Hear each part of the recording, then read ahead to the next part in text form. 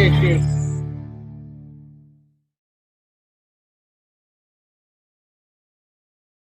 Hello, what's up, STC, and hello, world. My name is Adrian Tampolino, and I'm zooming in from Singapore, and we are broadcasting live from Manila, Philippines. And welcome to the episode 21 of the STC online session brought to you by Boysen, the number one paint, and Crown Pipes, and I think they're also the number one pipes. Yes. So, mukha nawala ulit si Pres. Yes, good evening, STC. Online with us is our technical director, is Architect Edsel Malela. And tonight, hello, Sir Noipi, and sino pa bang nandyan? And we have about 15,000 viewers. Hello, Sir Rodel. Good evening sa iyo.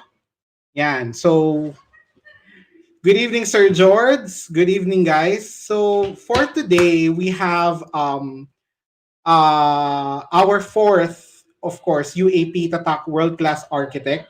Because in UAP SCC, we believe that every Filipino architect is a world class architect. So I think joining in with me and co hosting with me tonight is our chapter president. Hello, Press. Are you there? Okay, mukhang wala pa. So, hello, Press. Good evening. Hello, Press. Okay, mukhang wala pa si Pres. She's having a technical difficulty. So, ayun nga, in STC we believe that every Filipino architect is a world-class architect. Hello, Pres? Hello? Hello, Pres? Okay, mukhang wala pa rin. So, we have 13 viewers or 13,000 viewers, ika nga nila. So, ayun nga, for tonight we will be talking our speaker will be talking about basic lighting design on how it is the life of a lighting designer, and also the difference of the life of being an architect and also being a lighting designer, because first and foremost, our speaker for tonight is a graduate of Bachelor of Science in Architecture from the University of Santo Tomas. She worked as an architect and project manager in DNS Architects and JF Proximo Holdings and Development. In 2015, in 2015 up to 2016, she got her master's degree in lighting design and LED technology from the Politecnico di Milano in Milan, Italy. And after which she worked as a lighting designer in Lux CS SRL. And right now, or just recently, she is now part of the Office for Visual Interaction in New York, USA. So, without further ado, bringing in the party from the USA is our fourth UAP Tatak World Class Architect, Architect Elaine Santiago. Hi guys. Hello, good morning. Good Good morning. Ay, morning good to you. evening sa inyo. So, Hi. ayan, batiin mo naman, sino bang mga classmate natin? By the way, guys, she's my classmate. Actually, hindi ko nakikita kung sino na online. Yeah, So, I think, hello I sa think lahat ng nanonood. yeah, I This think oras. Cecil is watching all the way from Italy. Yan. Oh, wow. So, hello, Nice, Ed. Jess. Hi, Jess. Hello, Ooh, ayan. wow. So, ayan. So, Okay. yeah, as said, ayun nga, you're first and foremost an architect, but what surprises Yes, us is bihira ang lighting designer, lalo na sa Pinoy, right? So, exactly. yes, exactly. So I hope, okay, with your presentation, give us a glimpse of the life of being a. Hello, Ace. Hi, guys. Hi, Ace. Okay, give us a glimpse of the life of being a lighting designer, and also Mhm. what do you do, how do you do it, di ba? Yeah, So, that's what I yes, made it for the presentation, and para maintindihan din ng karamihan uh, ano nga ba talaga ang lighting. yes. So, Okay, without further ado, the screen is all yours, Architect Elaine okay. Santiago. Okay, let me start the You presentation. so let's do presentation mode. Okay. So architectural lighting design 101. So basic of the basic. So architectural lighting is first thing you need to ask is bakit nga ba siya importante? Bakit siya kailangan may lighting? Well, it's simply because kailangan mo ng lighting because you need color para mas makita mo mag-pop up ang color. Second, ano ba importante sa architecture? Texture. I mean, so isa sa mga importante. Third is geometry, which is orange yung binigay kong picture kasi obviously, kita mo yung kulay niya, which is it's popping up. Texture, it's there. Geometry is there. So, those are the basic importance bakit kailangan natin ng lighting in architecture. So, yeah. So, let's start with basic lighting principles. Basic lighting principles is the nutrition facts ng ilaw. Which is usually makikita mo siya sa back packaging ng any packaging ng light bulb. So, which is, let's start with, ano ba usually makikita mo? As lumen output, which is, you can see lumen, yeah. Second is wattage. Color accuracy, which is color rendering index. I'll discuss this later, so bear with me. And color temperature. Yes, these are the basic things that I want to discuss, but I'm just showing this one to splice every things that I need to discuss first. So let's start with wattage. Wattage is usually being asked to me, like my former colleagues, former uh, clients and everything. Ang una na lang tinatanong lagi sa akin is, architect, meron akong 60 watts na ilaw, tapos kailangan ko ilawan 'to, sapat na ba yun? Parang ang tanong ko lagi is, hindi ko alam kung ano ibig mong sabihin kasi electric yung wattage, which is yun yung standardized na ginagamit ng karamihan. Which is, I find it difficult for my side because ang wattage doesn't really define kung gaano kalakas ang ilaw. Yung wattage is, for example, you can see on the first bulb, it's 60 watt incandescent, pero the brightness level is 800 lumen. Same thing with compact fluorescent lamp, which is 14 watts with same output, pero 14 watts siya, 60 watts. And then nowadays we have LED, which is lower output compared to compact fluorescent lamp and incandescent. So, yun yung laging napapansin ko sa lahat na nagtatanong sa akin.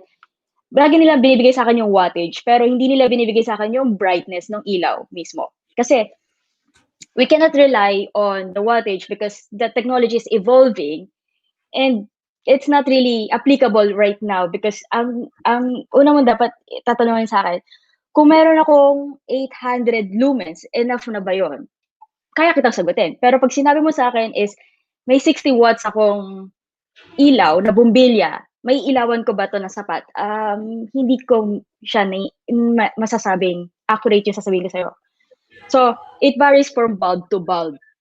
So, yun yung common errors na nakikita ko when it comes to people. I mean, mga foreman or mga architects na tinatanong sa akin yung wattage lagi. So, that's the first thing I have to discuss to further understand na hindi tayo pwede mag-base lagi sa wattage.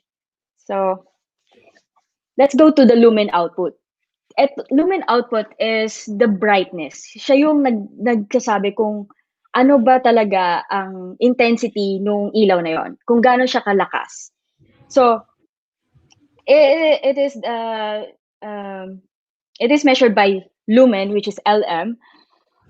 It's the amount of visible light. So, well, yeah, technically it's the brightness. So you can see, and the level 1 it's 100 lumen, which is lower.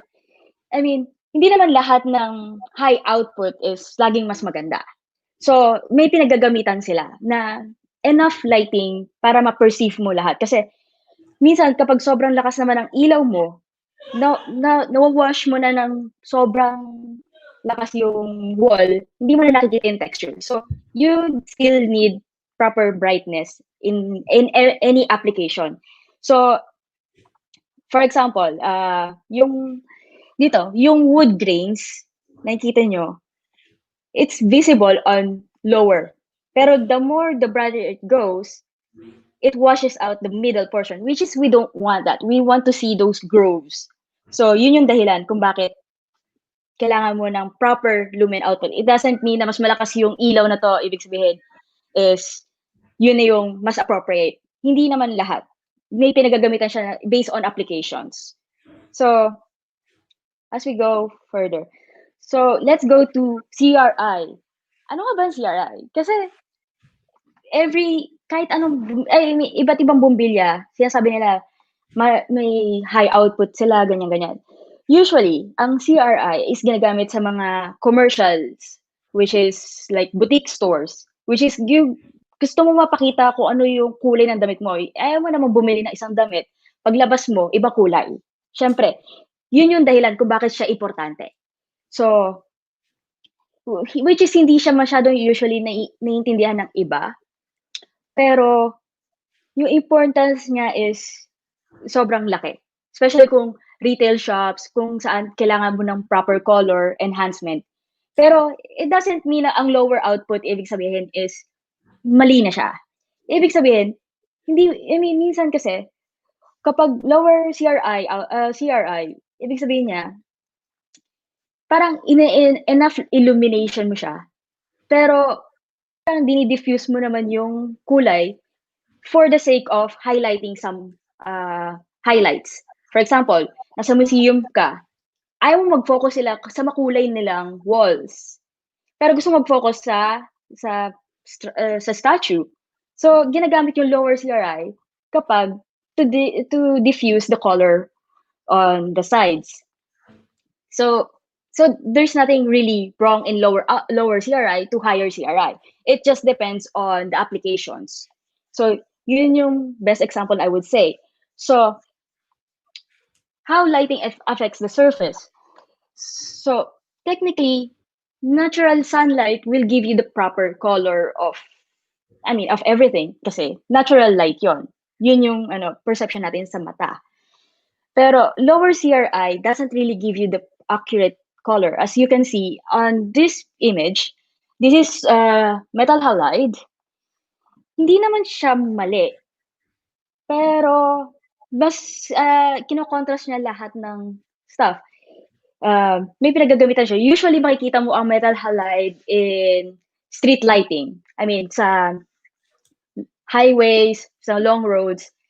It doesn't mean dito lang mo siya pwedeng gamitin. Pero usually kasi mas mataas ang perception mo, mas nagpa-pop up yung colors na importante kapag sa malayo.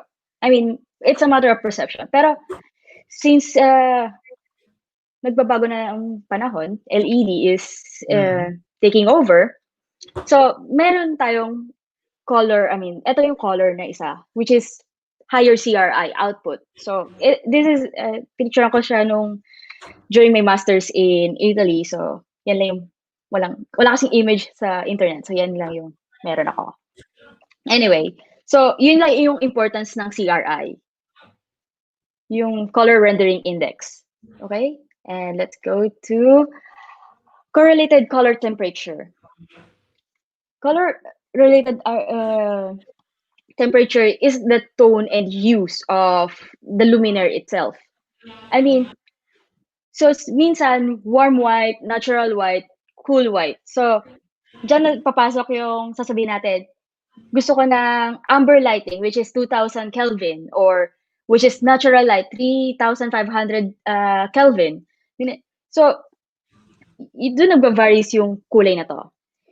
So, yeah. Let's say, saan nga ba ginagamit ang warm whites kung kailan natin gagamitin ng natural light, kung kailan natin gagamitin ng cool white? syempre, it affects your emotions. So, ang warm white, it makes you feel cozy, calm, inviting, and it's the most intimate of the lighting of all. Kasi, kumbaga, parang pag nasa bahay ka, gusto mo mag-relax. It's also psychologically proven na warm light is giving you more calm, mas relax ka doon especially for bedrooms, ganyan. So, let's go for natural white. Natural white is most likely being used in, let's say, kitchen or dining rooms, kung saan inviting. It's bright and vibrant, and you just need a proper, like, a general light na hindi mo kailangan mag-relax, hindi mo kailangan sobrang alert na titingin ka sa isang bagay or anything na other than that. So, sa cool white, which is yung 6,000 Kelvin, yung medyo bluish hue na siya, doon naman mag-e-effect yung mas alert tayo kapag cool white ang gamit natin.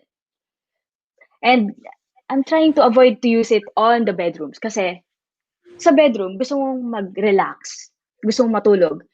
And having cool white, which is I usually found in bedrooms in the Philippines, not every bedrooms, but usually I found it, they're using cool white. And yes, it is clean to look at.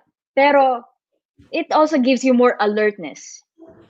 It's invigorating. So parang hype na hype ka kapag ganito yung kulay. So hindi nagre-relax yung body mo. Which is dito papasok yung term na circadian rhythm. Circadian rhythm, hindi ko siya nalagay sa PowerPoint, sorry. It's about the wake up, sleeping rhythm ng Sleeping isang pattern. tao. Sleeping pattern, yes, correct. So, di ba, for example, sunrise and sunset. Hindi nyo ba napapansin na sa sunrise at sunset, laging orangey siya? Because yun yung way nila para sabihin na it's time for you to calm down and start. Parang yun yung starting point nila at ending point. So, you need warm light to slowly give yourself like going to sleep. Parang it's a proper way of saying na ito yung kailangan ng katawan mo na hindi mo alam na kailangan mo pala. So, natural white, cool white is more likely in the midday. So, baka may magsabi ng, paano yung blue hour? Blue hour is also, yes, blue siya, pero it's more dimmed. So, pero it's hard to say kasi naggo-warm din pa rin naman yung blue hour. But anyway, so yun yung dahilan kung bakit kailangan ng correlated color temperature kasi it's from the use of this luminaire. So basically, yun yung ibig niya sabihin. So beam angles and beam spread. May nagtanong sa akin na tungkol sa dito. Sabi niya, ano yung beam angles? Ano yung beam spread? Ito yung buga ng ilaw mo, kung gaano siya ka-bright.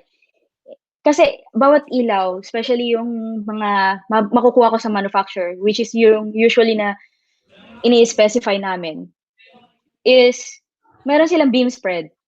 Kumbaga, kapag sobrang taas ng ceiling mo, hindi mo kailangan ng masyadong wide. Kasi ang wide is usually ginagamit siya sa mga short space para ma-illuminate niya lahat.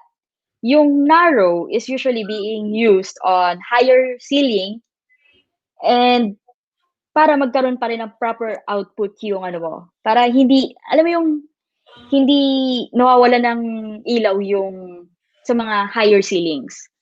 Pero depende yan sa applications. Iba-iba naman din ang applications. So minsan ginagamit din na natin ang lower, ang spotlighting to highlight elements. Pero as a general light, we use floodlighting. Pero it depends on heights din siya. So yun yung usually, technically, na sinosolve namin in the office, which we use like beam studies. Hindi ko na di-discuss kung paano yung trigonometry niya at physics niya. But you understand the point na these angles are important. It's like a cone angle from your luminaire fixture. So with that beam angle, I want to discuss this one, the light reference, which is usually used in photography. Because gano'n siya kaimportante sa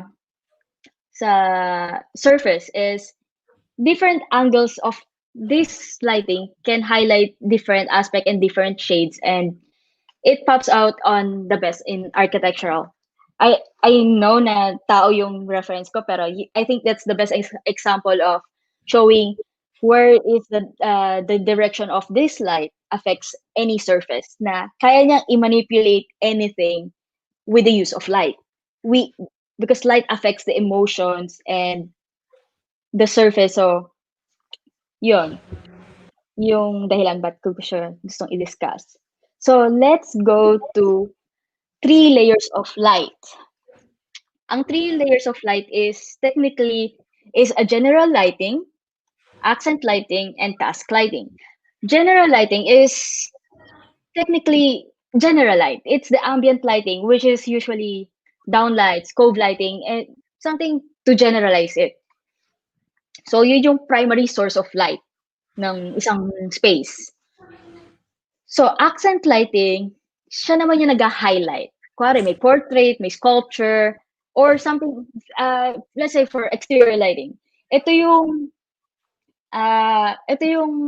highlights ng building mo. Yun yung gusto mo emphasize. It doesn't mean na kailangan mo illuminate yung buong building mo. Pero kailangan mo lang makita yung architectural highlights to illuminate it and to accent it. So, task lighting. Task lighting is about, from the word task, so usually ginagamit siya sa mga table receptions, gano'n. Kung saan meron kang ginagawa. For example, yung under cabinet linear ilaw is naka-focus siya sa ginagawa mo. Kuwari naghihiwa ka ng sibuyas. Siyempre mas gusto mo naka-focus kasi usually ito yung isa sa mga problems na nakikita ko, especially on designing a kitchen. Lalagay nila sa middle of the room. Yes, lalagay mo sa middle of the room. Pero ang buga ng ilaw na yun, as I've mentioned before, na merong beam angles ito. Yung buga niya is cone shape. Yes. So, kung nasa likuran mo yung cone shape, you're already blocking it and hindi mo masyado makita yung hinihiwa mo, honestly. Yung effectivity ng task lighting is very important, especially on those surfaces. For example, sa work, kuwari, no-notes ka, siyempre mas gusto mo ang focus mo is on your notes, not on your surroundings. So yun yung importance ng task lighting. So those are the basic na, I think, yun na yung pinaka-general na importance ng lighting design. So let's go to the people. Architectural lighting designers. So architectural lighting, lighting designers also has a different fields. They have a stage lighting designer for concerts and all types of stage, from fashion, runways. Yes. So there are also lighting artists, which is, you can see here, this is like a teamLab immersive lighting. So I think most of you knows them, but yeah, teamLab is one of the greatest artists. It's a group of people na ginagawa nila immersive lighting for, let you know. And this one is Anthony McCall lighting, solid light. Most likely it's a just projector with mist of smoke. So kaya nagpo-form yung visual na to. So it gives you a depth on what is really lighting. So I think everyone knows about, most of you knows about the hotline bling need yung ginamit ko. Kasi ito isa sa mga famous artist, si James Turrell. Totoo to, hindi siya studio, hindi siya exhibit siya sa Los Angeles. And so yon. Okay, architectural lighting designers. So pag sinabi mo architectural lighting designers, usually they say bumbilya lang. And I differ that. because architectural lighting designer can work on exterior. For example, Eiffel Tower. I mean, siya. So, tapos si Empire State Building, sabihin natin, yes, Tadao Ando is an architect, but he's involving with daylighting. Yes, we're still involved with daylighting, which is most important of all. And next is Notre Dame du Hut ni Le Corbusier. So, nakikita mo yung importance ng daylight na pumapasok. So, it's also an art on the architecture. So, dito, pinapakita ko lang kung ano yung emphasis, kung ano yung importance ng lighting. This is Macy Urban Helix. Ito yung isa sa mga nagawa ng previous company ko. And yeah. So, I mean, it's just highlighting what is the architectural detail. Yun yung basically kung bakit may architectural lighting. So, architectural lighting is a field within architecture and electrical engineer is concerned with the design of lighting system, including natural light, artificial light, or both, providing a lighting quality. So, ito yung Venn diagram. Kung ano yung inimit mo para kapag-produce ka ng the quality of light. Which is, yung ano ba human needs when you're using lighting, usually kasi, di ba?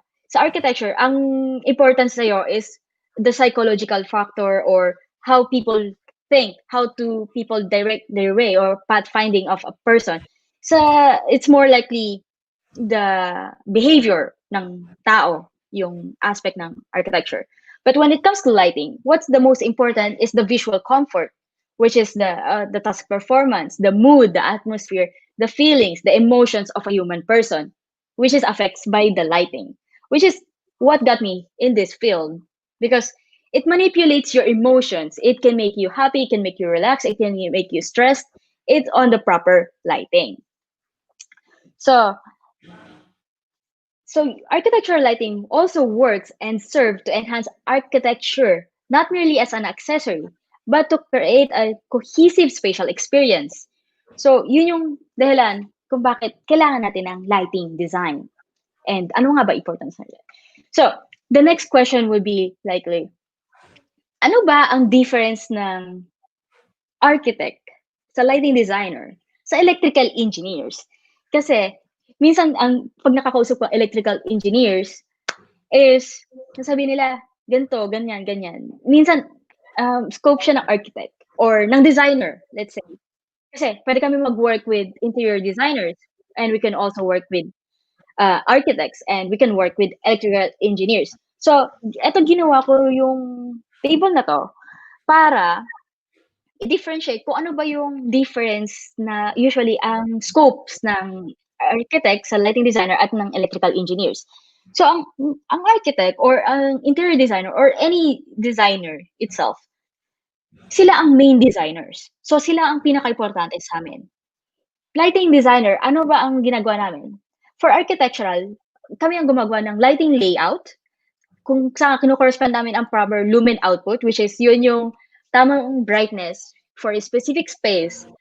We will make sure na yung proper lumen output or lux level on the space is enough for that certain space.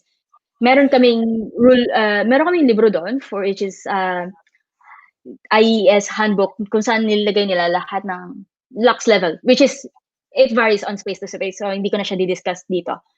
So, eto naman, papasok yung electrical engineers. Sila naman ang responsible for power loads and electrical wiring. Kasi usually, ang tanong sa akin ng architect, nasan yung electrical wiring? Usually, sagot namin, I'm so sorry, but that is the scope of an electrical engineer. And because it's too technical, they're the one who's dealing with the power and the wattage, which is I previously mentioned that is about, it's not really defining the lighting designer's wattage, but it's more like electrical side and power loads. So, yun yung dinidiscuss usually ng electrical engineer. So, another thing, kami ang nagde-decide kung anong control intent namin to choose from. Kasi, controls are It varies. Usually, ang nagkakaintindi sa controls are electrical engineers at kami. Ang controls are, there are DMX, video control. So, may iba-ibang system to make different lighting, to control lighting. Kumbaga, parang dimmer lights, pero in a more technical way. The DMX is, para siyang video na, parang interactive siya, pero hindi pa siya fluid. Ang fluid is video controls. So, I mean, it's too technical. So, I'll just give you an idea on it. Na may DMX, may video control, may on and off switch or may dimming switch. So, eto. And the next one is, ang scope ng electrical engineer is the one, the one who's assigning kung saan ilolocate tong systems na to. Kung saan yung loads. Kasi, kailangan mo ng proper wattage on those. So, it's a scope of an electrical engineer. So, balik ulit tayo sa architect. Kasi pag sinabi mo sa'yo lighting designer, architect, ano magandang chandelier dito? Yun yung usually na naririnig ko. So, usually, ang designer ang magde-decide kung ano ang chandelier. Kasi it's their space, it's their design. Kailangan nila mag-decide. Nasa style nila yon. Kami, pwede kami mag-suggest kapag walang idea si architect kung ano talaga yung, or yung designer, wala talaga siyang idea kung anong gusto niyang design. Pwede niya sabihin, lighting designer, pwedeng, gusto ko ng medyo art deco na chandelier or medyo art deco na ilaw or something gano'n na, or let's say floor lamps, gusto ko ng medyo modern, postmodern. So, sila lang mag-uusap tungkol do'n. So, it's about coordinating. Kung anong kami majority is alam namin yung mga manufacturer, pero marami pa ring manufacturers diyan na gumagawa na hindi ko pa rin alam. Na, let's say, kasi available lang siya sa isang specific na bansa or something gano'n. So, eto, luminaire fixture specification. Kami ang nagse-specify ng ilaw, ng fixture. Kasi doon kami nagbabase sa lumen output na based on previously na diniscuss ko about lighting basics. So, lalagyan namin lahat ng information doon. Tapos, kailangan yun yung ma-meet nila. Pero minsan, usually sasabihin nila, pwede ba namin palitan to? Pwede nyo palitan. Pero, it's, I cannot guarantee you na yun yung tamang ilaw. Pwede mong palitan. Pero kailangan ma-meet niya lahat ng aspects na to. Pero, pag nag-specify ako, may brand. Yes. Kasi, alam namin na that specific brand will perform on its own. Na, yun, dun kami naka-liable. Pero kung papalitan mo siya at with the same aspects, medyo, pwede namin approve, pero yung liabilities namin is on that specific brand. But anyway, so I'm geeking out. So let's go to details. Mounting details, usually tinatanong sa akin, paano gagawa ng cove lighting? Paano ba yung ganito, ganyan, ganyan? Usually, makikipag-coordinate kami sa architect. Ano ba itsura ng cove nila? Kasi iba-iba yung cove lighting ng bawat arkitekto or bawat designer. So, hingi namin yung architectural details sa kanila. Tapos, sasabihin namin kung may kailangan silang i-adjust, kung gaano kalayo ang cove lighting dun sa pinaka main ceiling nila or sa drop ceiling or sa reset ceiling nila. Kami ang magsasabi nun dahil yun yung lumen output kung paano ba bubuga yung ilaw mo on a proper way na wina-wash niya lang yung ceiling mo or yung wall mo. So kami ang in charge of those mounting details. Pero kailangan namin si architect para i-define niya kung ano yung gusto niyang ceiling, usually. So, let's go. Usually, how do we see light? Ang architect, pag tinanong mo, ano ba ang lighting? RCP, reflected ceiling plan. Okay. And electrical engineers, ano ba sinabi mong lighting? Wiring diagram kung paano niya i-access sa panel board. So, usually yun yung iniisip nila. Sa amin, it's more of very conceptualized siyang tinitingnan. We do sketches, hand sketches, and beam angles. Parang ganito yung beam study namin. In order to highlight the things that we wanted to highlight. And, I mean, not technically lahat ng madilim is bad. It's just like, that is a different topic. Pero, it's about the brightness and the shadows, how important are they. So yun yung tinitingnan namin. Okay. Next. May nagtanong na rin sa akin, ano ba usually na ginagamit naming softwares for to implement this lighting? Dialux Evo and AGI, yun lang yung alam kong gamitin na software. Well, Dialux, ginamit ko siya nung nasa Italy ako, which is mostly used internationally. Parang yun yung pinaka-standardized na ginagamit natin kasi yun yung free software, honestly. And very friendly naman siya sa interface. Pero, you still need to understand the basics kasi nung una ko siyang hinawakan, natanga ako. As in, sorry for the word. Pero, sabi ko, ano to? Nakikita ko yung ilaw, blah, blah, blah, pero hindi ko maintindihan kung ano yung ginagawa ko. So, yun yung naging problems ko nung nagsisimula ako nung ano. That's why I did study my master's for lighting. But anyway, so, yung Dialux, yun yung usually ginagamit for international. AGI 32 is mostly used in the United States, which is, yeah, lately siya yung ginagamit ko. Hindi siya kasing friendly ng Dialux, pero kasi mas, let's say, iba yung approach nito in a way na kailangan mo gawin yung buong buildings mo in Rhino. And basta magkaiba sila. Dialux kasi medyo super specific. Si AGI very detailed. I mean, no, specific. Si AGI more general, parang basta may difference sila na hirap explain. But anyway, but AGI is always being used in the United States and Dialux is international. Okay. I found this on the web for So, always being used in the United States. Sorry for Siri. Check it out. Anyway, yung ibang other lighting simulations are Relux, which is na-try ko na siya pero hindi ko siya nagustuhan. I would say let's go for Dialux. Pero it varies to person kung ano yung mas preferred mo. And also Revit also have their own lighting simulation software. So, hindi ko pa natatry si Revit kasi masyado nang marami nangyayari kay Revit, ayoko na siyang intindihin. But anyway, yun yung dahilan. Yes, yeah. But so okay, is architectural lighting design a promising career? Isa lang naman pwede kong tanong sa'yo. If being an architect means understanding a human behavior, have you ever considered understanding human emotions? Yun yung dahilan kung bakit ka magla-lighting design. And how to make them relaxed and comfortable by means of light. Second question is, and being an architect makes you want to explore the world more than anyone else because of the prominent architecture in different parts of the world. But have you ever seen a aurora borealis? Well, aurora borealis is the northern lights, which we call northern lights. Yes. Have you ever seen this aurora borealis? Ano naramdaman mo? Usually, it gives you these goosebumps. I have not seen it kasi mahirap siya talagang hagilapin. Na kailangan mo magstay sa isang northern country like Sweden or Norway or Finland para lang makita siya. And you have to stay there for at least a month para lang mag-show up siya. But it's endangered kasi by soon, mawawala na siya.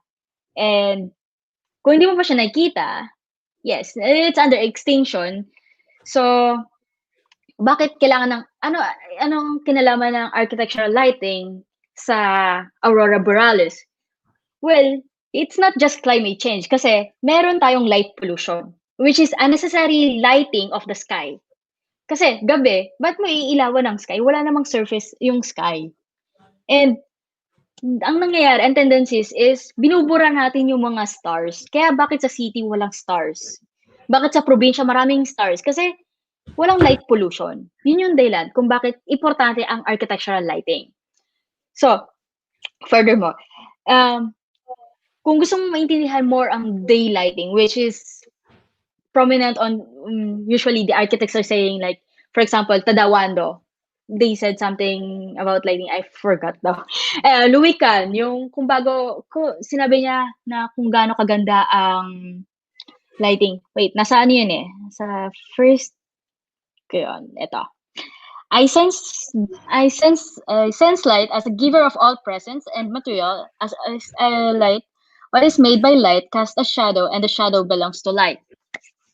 So, I mean, si Louis Can, isa sa mga gusto kong architects based on his understanding about lighting. But anyway, so, kung naiintriga ka sa daylighting, I think this is a promising career for a passionate person.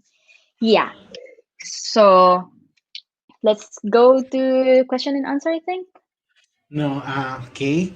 So I think that's the end of your presentation, no? Yes. We'll be having a short break before the question and answer. So, yeah, we will go backstage muna. Okay, Eds? Okay.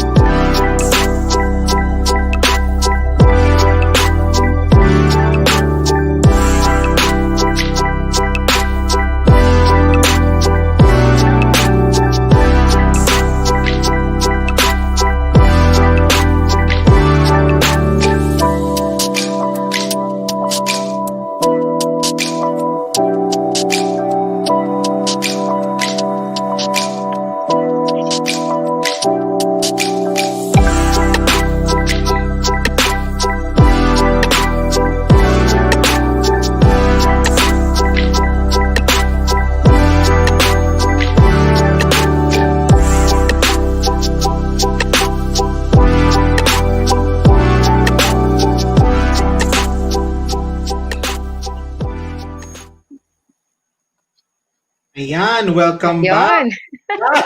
Nandito ka na, welcome back. Okay. Welcome back to FTC Online Sessions brought to you by Boysen, the number one paint. And of course, From Pipes. Yes, the number one pipes. So, ayun na nga, tapos na ang press, tapos na ang presentation. Naman ako. Oh. Nakapagsulat ka naman ng questions, no? Meron? Hello, IPP. Hello. Oo, Okay, si... hello. Yes. Okay. So, can we bring back our Elaine? Arya, hello. Hello, Arya. Hello. Arya. Hello, Arya. Arya, hindi pa kita napakilala, our president. Presi, si Arya. Ay, Hello. without technical error, thank you. Yeah. Hello. Hello, JR Burgos watching. Hello. Hi, Architect Burgos. Hello, Amen. yeah, hello. Shoutout nga pala sa mga Ako. classmates namin, AR6 represent. Mm. Yan. So, ayun na nga, question and answer portion. Thank you very much for that presentation. Elaine. Okay, we have a question from Architect Archie Tolentino. Okay. Okay. Asan yun? At what point in the design process is it best to bring in a lighting designer? Design process. Based on experience, kasi every architect has different ways. Minsan, they create their process already, and some architects are making, for example, Zaha did, they consult us during the design process from SD phase, na nagde-design pa lang sila, saka sila nag-iisip ng gusto nila is sinasama na nila lighting. So, maganda yung process na dun ka na magsisimula as in coordinating with one another agad para ma-implement namin kung ito gusto niya, ito niya gusto niya mangyari. So, parang nagme-merge. Kumbaga, si Tadao Ando, kasama ang architectural at ang lighting doon. I mean, so naka-merge siya. Pero meron part na pumapasok ang designers during design phase na. Hindi siya yung sa sketching phase, which is alam niya na kung ano yung gusto niya mangyari, pero gusto niya ma-implement yung lighting on that phase. Pero as maaga as possible, mas maganda na idali na yung lighting design coordinating. Pero pag ganun, is it, di ba, syempre may model na sila. And anong documents ang binibigay nila sa inyo? Like, model, ganyan? Ang pinaka-importante sa amin is kung exterior lighting, yes, we prefer the models. So, models, kung ano yung location, ano ang environment, kasi doon mag-vary kung gaano kalakas yung ilaw namin doon sa specific building. Pero pag interior, usually, sasabihin namin, tatanong namin, RCP, elevations, saka architectural highlight details. So, yun yung pinaka-importante, usually. I see. So Saka floor plans interior, para alam namin yung flow nung plans. kasi pag tawag dito, kapag interior, syempre susukatan nyo na yung mismong volume ng space. Is it? Yes. Yeah. Kasi height and yes, we're talking about volumes kasi like I've mentioned before is lighting beams are conical shapes. So, ganun na namin nakikita ang ilaw, yung cone shape niya. So, basically, yun yung understanding namin when it comes to lighting. Kung paano namin siya as architects nakikita sa IES files namin. You know IES files? Yes. So, ganun siya nakikita. Sa IES kasi is, kasi pag pinasok mo siya sa SketchUp or sa ibang software, hindi niya talaga pinapakita sa'yo yung proper lumen output. That's why may lighting simulation. Kasi yun yung correct lighting output. I see. Yun yung problem sa ibang renderers na akala nila, may pasok nila sa mga rendering system, it is what it is. Na, kasi, pinasok ko naman yung IES. The problem is, these softwares are showing you presentations, not the accurate lux level, which is, yun yung kinakalculate natin kung gaano ba ang ilaw nung brightness dun sa surface. I see. So, yun. How about on exterior lighting? Diba, we're talking about daylighting. Kasi since kayo naman, unlike architectural, hindi mo naman kailangan maging tropical designer or designer sa malamig na lugar, ganyan.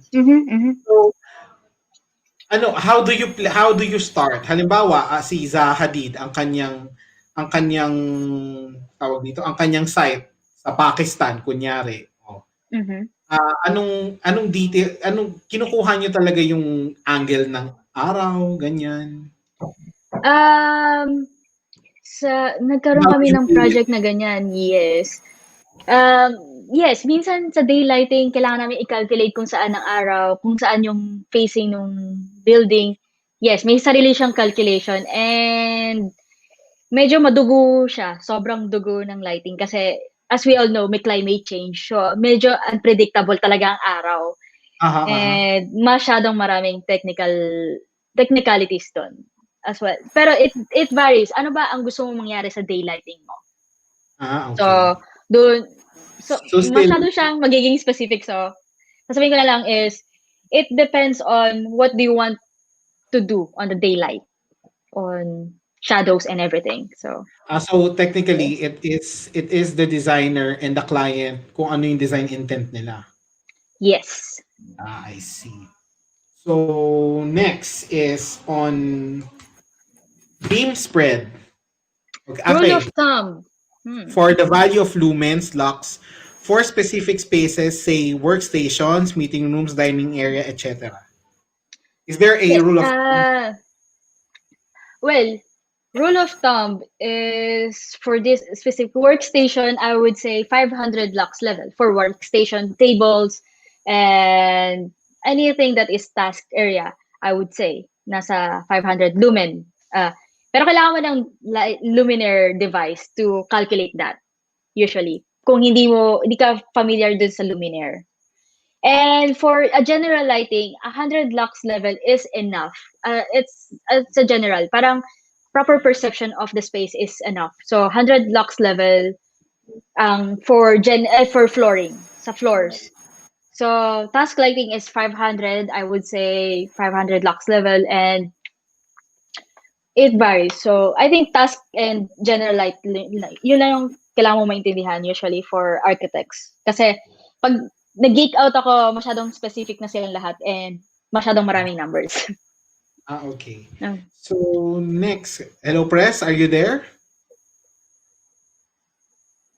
Hello press. Okay, mukhang wala pa rin siyang na re-receive or okay, next question on the beam spread. Yeah, Yes, is it? Dialux is free. Yeah. Dialux is free. Dialux is free, guys. So download now. I don't know. So for beam spread, Yes. is it on the bulbs or mismong fixture or kino-customize nyo? Kasi, for example, pin lights, yun yung term ng, which is in architectural lighting designers. Ang term namin is Iniisip ko yung downlight. discuss lang. Sorry. Hello, press? Ano daw? Okay. Wait lang, Wala nawala. siya, nawala. Let's say, yung pin lights kasi meron siyang reflector. Di ba? Usually may reflector to. Yung reflector ang nagde-define ng beam spread. So may calculation Okay. din yung reflector. I'm not gonna geek out on that. Pero, yun yung beam spread ng ilaw, yung conical shape ng ilaw from that area. So, nandun yun sa reflector, usually. Pero, nowadays, kasi, yung mga sini-specify namin manufacturer, may sarili silang beam spread. Kasi, usually, ang LED is nasa iloob, may reflector sila, tapos dito pa lang yung lens. Para hindi mo makita Okay. yung ilaw, yung LED mismo. So, nasa lens talaga yung beam spread. Which is, tatanungin mo sa manufacturer, ano ba yung beam spread nito? Usually. So, hindi ako yung magde-decide nun. So, Okay. dahil product nila yon. So, yeah. So, next question. I think may nakita pa ako. Wait lang ha. Ano favorite lighting mo? Pin lights, Trofer, or Cove? Yes. Trofer, I would say, hindi ko siya gusto. Sobrang industrial siya for me. And pin lights is, well, in technical term in architectural lighting designers, pin lights are really small, like a half-inch diameter. Kaya siya pin. Pero usually, ang pin lights is tinatawag sa mga downlights, typical downlights, which is recessed downlights. Yun yung tawag ko. Lighting, it's not really, kasi these things are just necessity to improve the space. So, wala akong favorite na cove lighting kasi meron mga cove lighting that doesn't really need in the space, pero it just makes sometimes inappropriate in some areas na yung mga pilit na ano. So, Favorite lighting ko is exterior lighting, which is the pocket lightings. So I would say yun na lang yung favorite lighting ko based on that question. I would say pocket lights is yung Which mga para siyang cove like yeah. pocket light is para sa mga naka-cove? Para siyang cove pero yun, if kung nakita mo yung presentation ko yung Meishi, ay basta yung nag-highlights na kuwari, let's see, may isang canopy. May isang cove lighting pero iniilawan niya yung buong canopy. Yun yung Yeah. pocket Parang, na yun. okay. So, para siyang cove pero mahirap sabihin. Parang yung kumakapit sa surface ng dating minsan. Yeah. Okay, so on projects, Projects, yes. yeah, which one is the most challenging for you, and which one is your most favorite? Ooh. You can actually So, present yung pinakita mo sa akin na projects na involve ka. nasaan na nga ba yun? Wait lang, nahanap ko eh.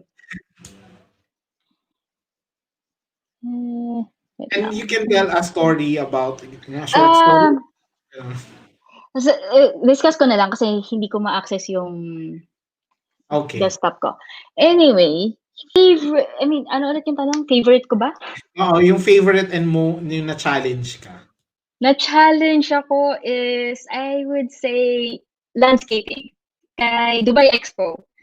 Dubai Expo, ako ang nag-manage ng entrance ng mga parks, certain parks and from north and south. So, ang naging problems ko dun is it's more on landscape designer part na hindi nila in-address sa amin kung gaano kataas talaga yung palm trees. Sabi nila it's a 10-meter which end up like 4 meters lang. So, dun ako problems kapag minsan kasi, di ba, we are specifying this one, pero hindi siya physically available on construction. Yun yung mga nagiging problema ko. Doon ako na-challenge na sobra na on the spot ka kailangan mag-produce ng detail, on the spot ka kailangan gumawa ng solusyon, magawa itong mga bagay na yung details na yun. Second, I would say historical landmarks kasi sobrang sela nila na hindi ka pwede basta-basta mag-drill kahit saan.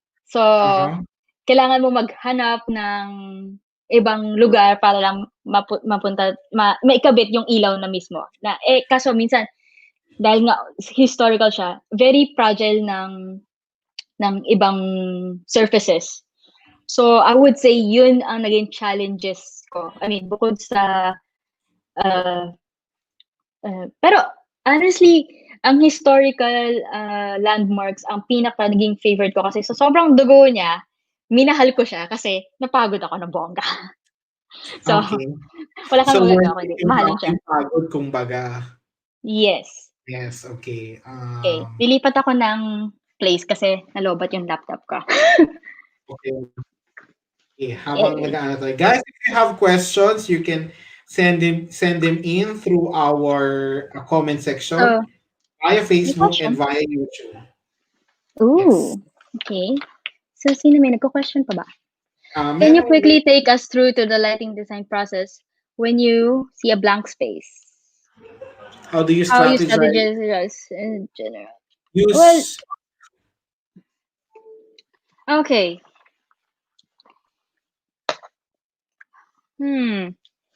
General light, accent, task, and usually, okay. Kita naman ako, di ba? Yes. Strategize. The first thing I look at in a general space is how much the ceiling is high. Ceiling height ang una ko tinitignan kasi doon magva-vary kung ano yung designing ko. Usually, we take it with a grid pattern.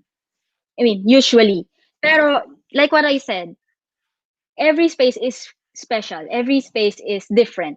For example, usually we're doing the grid pattern or radial pattern.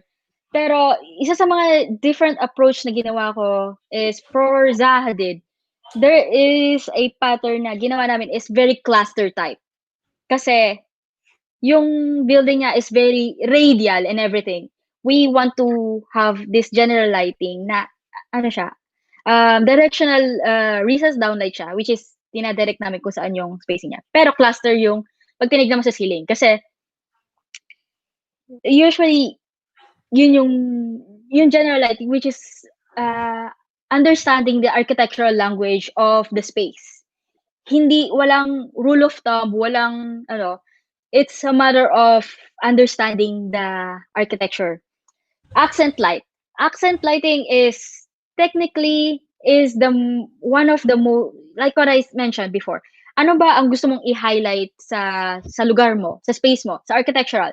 For example, sa interior. So, for example, the best example for these types are the museums. Ang gusto mong i-highlight is paintings. So, you're gonna focus on these paintings and to these artworks and structures or sculptures, I would say. For example, accent lighting also, kung may glass case siya, syempre, hindi mo gagamitin siya sa labas.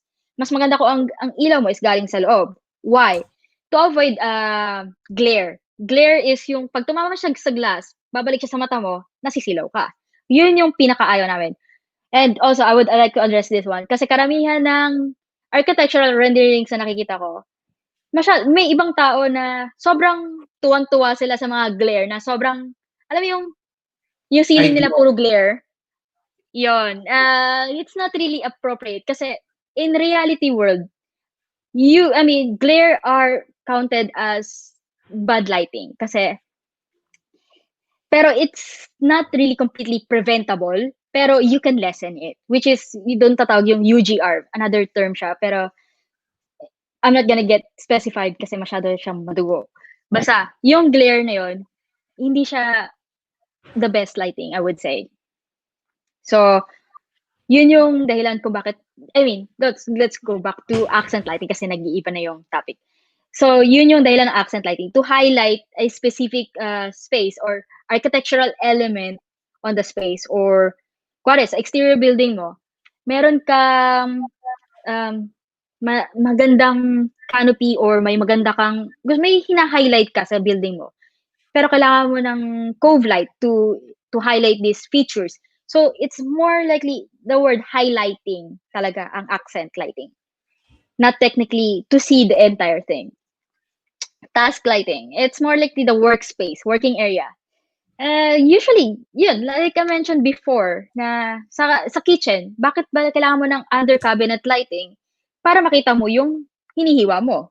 Sa office, bakit kailangan mo ng task light? Ng table lamps na focus sa'yo.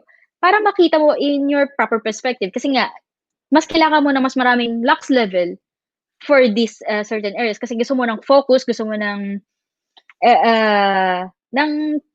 proper perception na hindi ka na-distract ng surroundings mo. Yun yung task lighting. So, yun yung tanong, di ba? Nasagot ka naman. Yes. Satisfied ba siya? Malaman natin. Magkukumahit yan. Okay. From Abby Nimes, she has a question. Yes. Direct? Yeah. What kind or type of best spotlight, track light, yung masasuggest mo sa pag-focus ng mga paintings na di magkakaroon ng bad effects sa paintings? Yung walang effects sa painting, like fading of colors, ganyan-ganyan. Or trapping yan. Yes. Okay. Does it have, gusto ko yung question niya actually. Yeah, does it have any product solution or well, nasolve to previously on previous before LED light. Meron kasi yung metal halide. Metal halide, no. Is metal halide. Metal halide are highest CRI output pero kaya niya i-burn ang painting, which is matutunaw ang painting. Yun yung naging problems before na sila ang pinaka-the best mag-produce ng proper color pero sobrang init nila. Ito yung usually makikita mo sa mga jewelry shops na nakafocus yung ilaw nila dun sa jewelry thingies nila. So, mainit siya actually. So, nag-overheat siya. So, pinitan siya ng LED, which is the best technology of nowadays. Cooler siya. So, yung question niya is, anong masasuggest ko ng pag-focus? I would say kasi every painting is different. Every artwork is completely different. I would say go for a higher CRI output kasi i-emphasize niya kung ano yung kulay talaga Kulay. nung artwork. Yun yung pinaka-importante sa artwork. And focus. Kasi meron kasing maliit, may malaki. So, it varies. Pwede din siyang nasa buong wall. For example, is The Supper, isang buong wall siya. Pwede mo siyang i-wall washer. So, it varies on the application kung gaano siya kalayo. And sa focusing, paintings, ano pa ba? Pwede ka rin gumamit ng projectors. There are projectors na gobos or like kaya mo i-manipulate yung shape ng ilaw. So, merong mga ganon.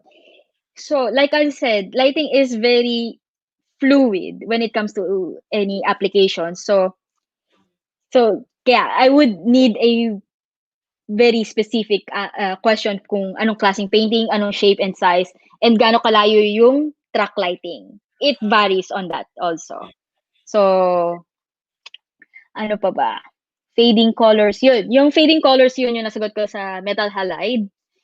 And crackings on the painting dahil sobrang init ng spotlight. Yes, yun nga yung problem sa metal halide. Pero LED, hindi siya nag-overheat ng bongga on yung tamang LED. Kasi meron kasing low-cost na LED na masabi lang nila LED pero nag-overheat sila kasi hindi yung way na ng proper ng pag-produce. So that's why meron kaming manufacturer preference. Yan. Next question. Next question is from Architect Gabby Arce. What lighting calculation and simulation softwares do you use and recommend? So, like what I've said before sa presentation ko, ginamit ko si Dialux nung nasa Italy ako. Ginamit ko si AGI nung nandito ako sa New York. Well, I would suggest go for Dialux kasi Dialux is more versatile, more friendly. Kasi AGI is only being used here in United States. And kung ang project mo is in the Philippines, at the same time, Dialux is free software, by the way. So, download mo lang, meron ka na. AGI is may bayad. So, syempre, ang pipili mo yung libre. Okay. So, next question is from our president. Okay. What other advice can you give which are vital to consider in determining the environmental quality of a space, say for a residential? Okay, hindi ko na-expect ang question na to. Hindi ko na-expect. Okay. I mean siguro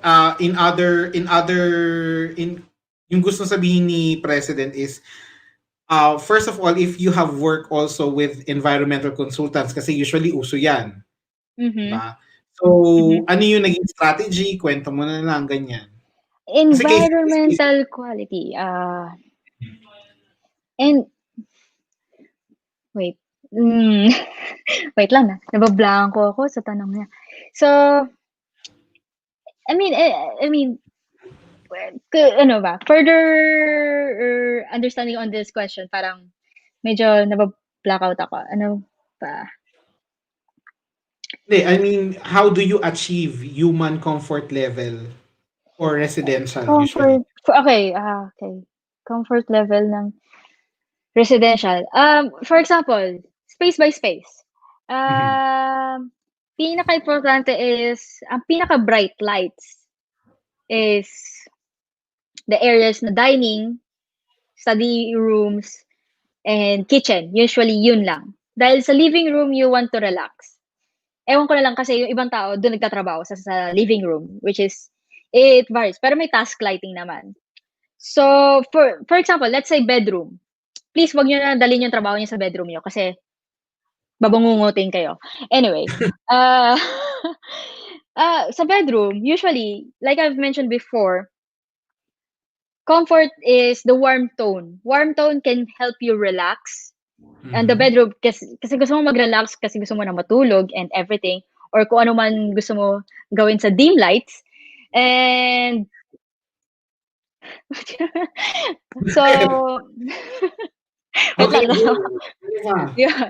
So, pinaka-importante is i-a-avoid natin kung ano man yung pinaka-glare.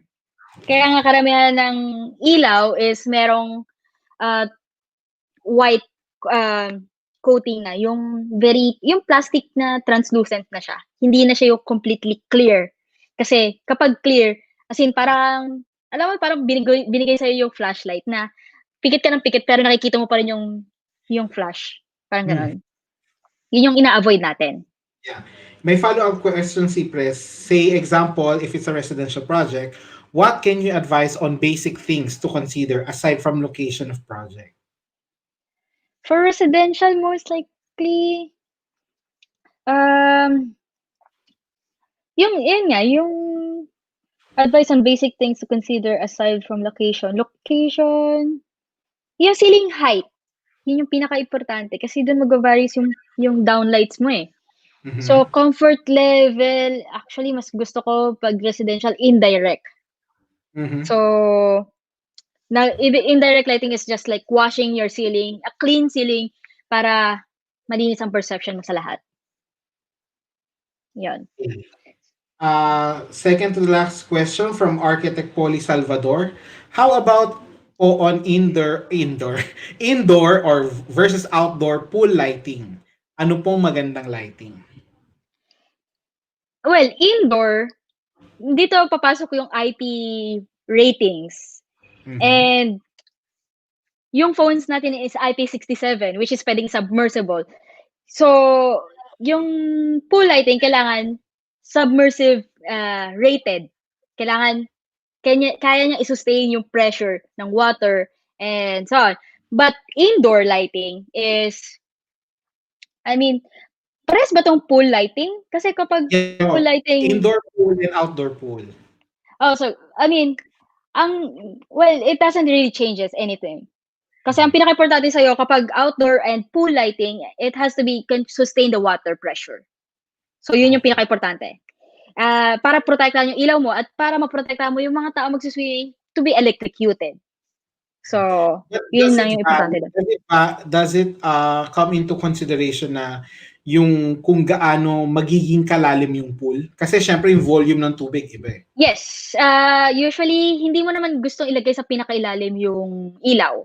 Usually Mhm. sa pinakaibabaw mo lang siya. Kumbaga may proper depth lang siya. It's not Ah, specifically on the top of it or super low. Kasi super low, hindi mo rin siya makikita ang perception. Kumbaga, you're just illuminating the pool to make you feel safe na hindi ka malulunod. Yun okay. lang yung dahilan ba't kailangan mo ng lighting sa pools. Oo. So, kasi kapag sa gabi, let's say night swimming and walang ilaw, kapag yung pool sobrang dilim, malay mo kung ano meron sa pool. Malay mo may piranha, may naglagay ng piranha. So, it's just like a perception of safety. Okay, from another lighting designer, ito. Okay, from Sofia Okay. Valdecañas. Ito may problema ata to sa consultant niya. How do you deal or how do you design or deal with a lead rating or vying for rating na building? Are there proper guidelines? Kasi for sure in the United States since lead ang Yes. ginagamit. Yeah, Yes. na-try mo na to. Naka-encounter ako ng ganyan. Pero, for lead buildings, meron kasing rules 'yan. So, Mhm. yun yung babasahin mo. Dun ka magbe-base sa rules and regulations na kunwari dito, state to state is different. Meron silang requirements on their own. For example, Florida. Kasi Florida is in coastline, which is they have turtle code. Turtle codes are for the way of, kailangan nila ng super amber color lighting. Kailangan nila ng very warm tone para hindi maapektuhan ang hatching season ng turtles. So, lead building will agree with these rules. yung guidelines will come from state to state, which is meron silang kanya-kanyang guidelines on their own. So, yeah, magbabasa ka ng maraming guidelines on ASHRAE 21, may marami siyang rules. So, kung tatanungin mo yung architect, ano ang mga guidelines na ginagamit niya? Kung anong laws ang kailangan mo i-implement. Kasi dito, every state meron law to implement lighting. So, let's say Dubai, they also have a different way of approach on lighting. Meron silang specific standard on minimum and maximum of lux level. So, different places varies. So, it's the architect's scope na ibigay sa'yo lahat ng guidelines na to. Kung ano yung kailangan mong malaman na buildings. Pero kailangan mo rin mag-research about dun sa places na pupuntahan mo na kung ano yung guidelines na hinihingi usually ng munisipyo or ng taong mag-a-approve ng building permit mo. Exactly. So, But I have question na, di ba, nabanggit mo na Dubai has different, New York has different. yes. And these are vibrant cities, as we know. Yes. And do you think na, of course, which means that these cities, ginagamit nila for, of course, the image of their cities, yung ilaw. Especially like, example, sa Asia, Hong Kong, Tokyo. Yeah. Diba, iba yung pag lighting yung Yes. Sa tingin mo ba, like for example, Hong Kong nga, kasi minsan ang perception ko sa kanya, parang light pollution na siya. Is it light pollution?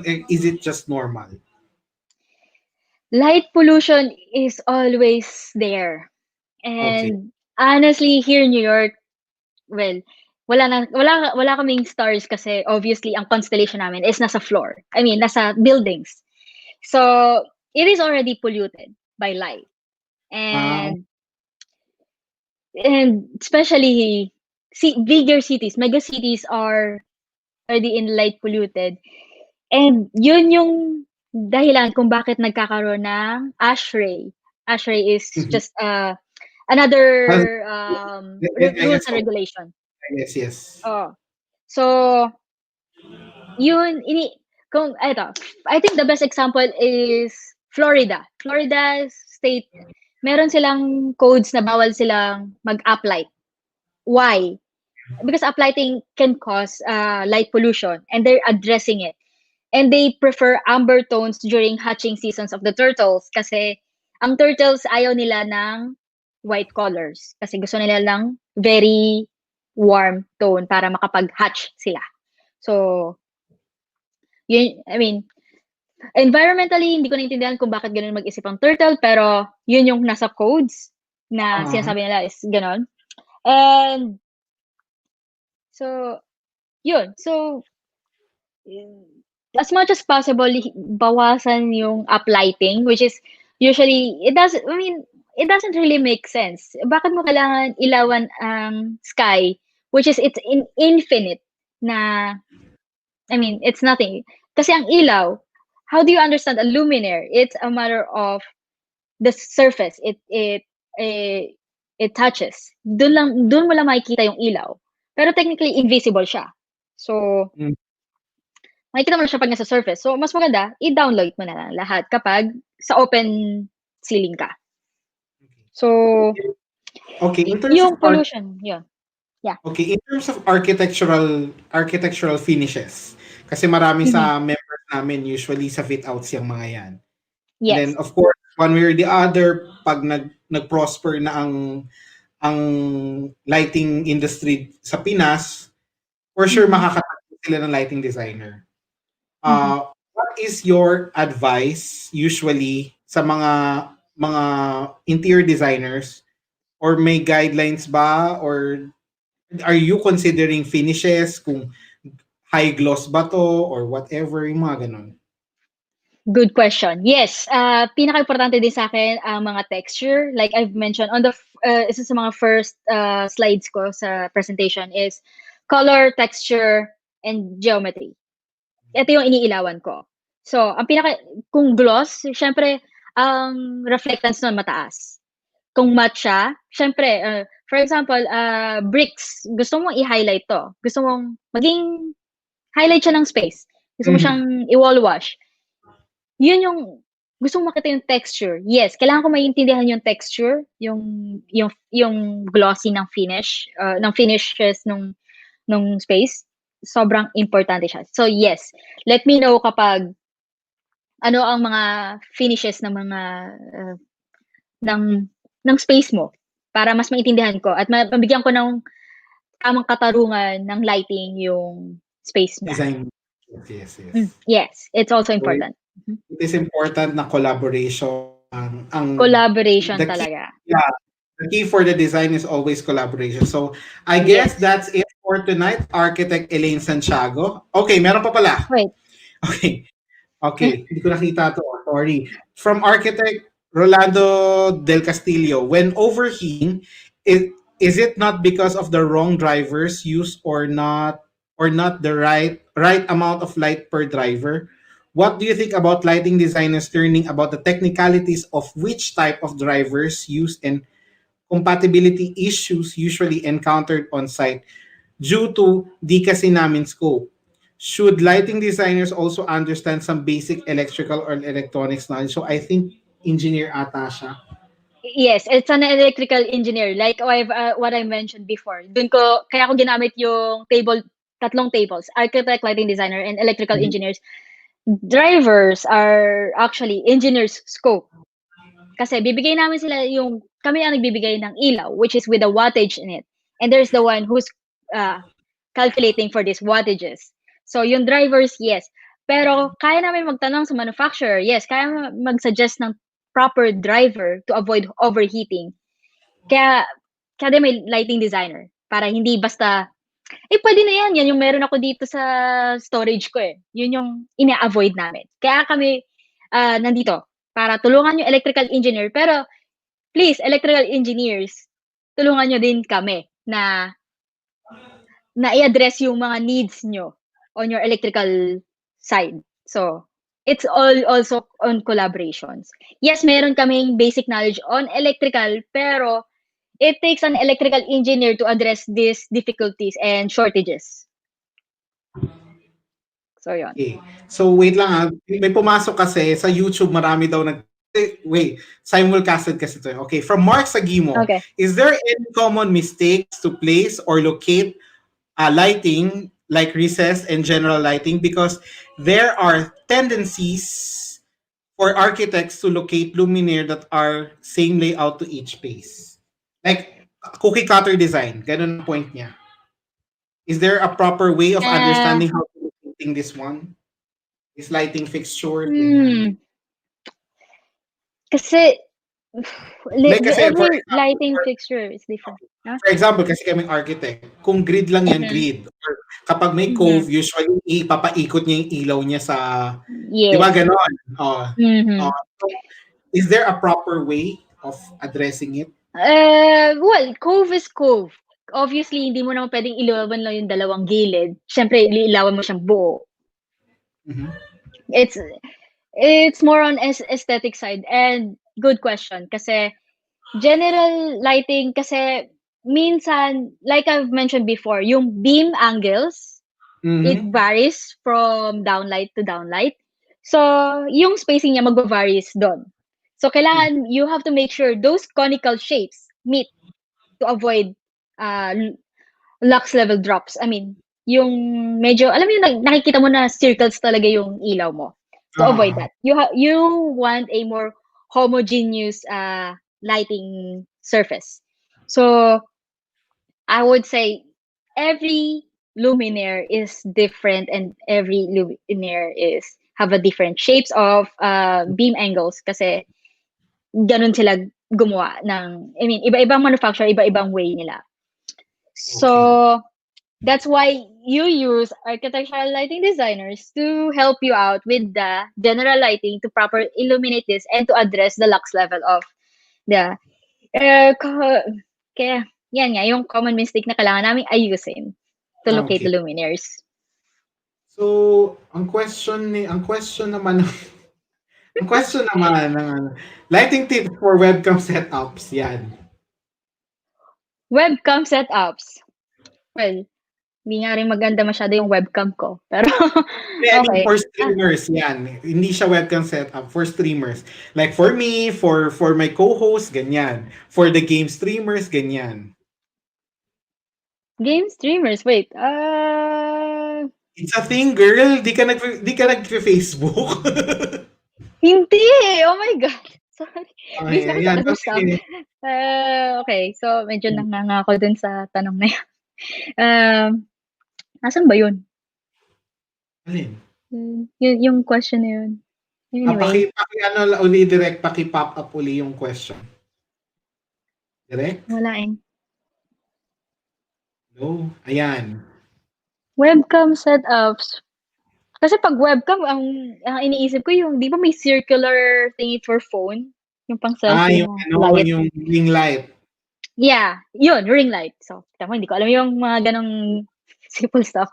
Anyway, yung ring light na yun is a good benefit kasi parang pina-proper illuminate niya yung face mo. Kung gabaga ngayon, yun yung, di ba yung, as diniscuss ko kanina, yung direction ng lights, importante siya to proper illuminate your face or, Which will you highlight? yeah. Kung baga gusto mo bang makita yung buong mukha mo or gusto mo medyo dramatic or nakakatakot, pwede mo lagay sa ilalim or pwede mo lagay sa tababaw kung para kang ini-investigate or, yeah. Pero mas maganda kung mga webinars, it's better kung may lighting, may ring light ka. Okay.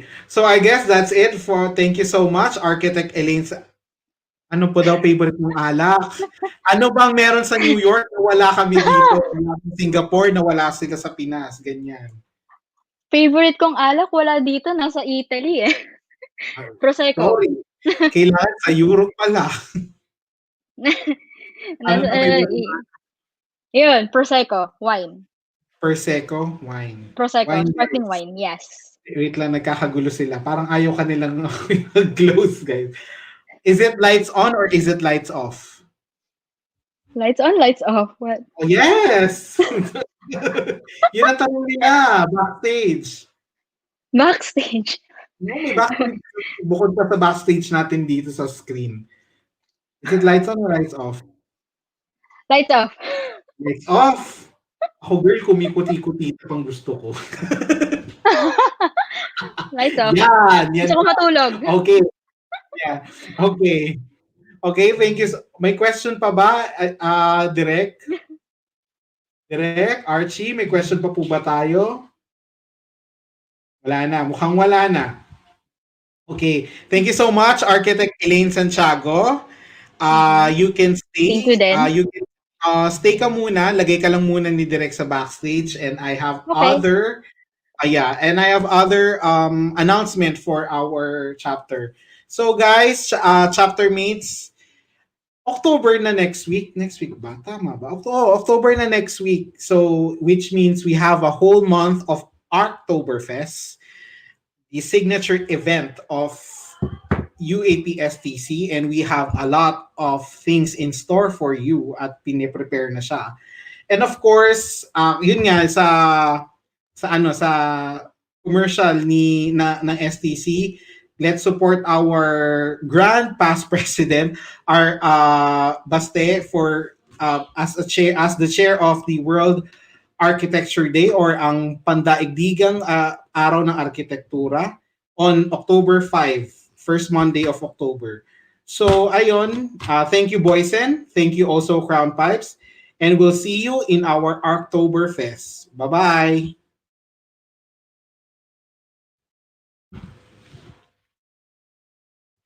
Ay, nakakapagod.